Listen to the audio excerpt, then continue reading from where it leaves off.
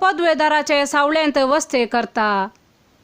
तो सर्वेस्पराक म्हणटा, तू म्हजो आसरो आनी म्हजें खोटें, तू म्हजो देव, तुजेर दवरता म्हजो विश्वास। तो तुका निवारतलो शिकाराच्या पासांतलो आनी मरणांतीक पिडेंतलो।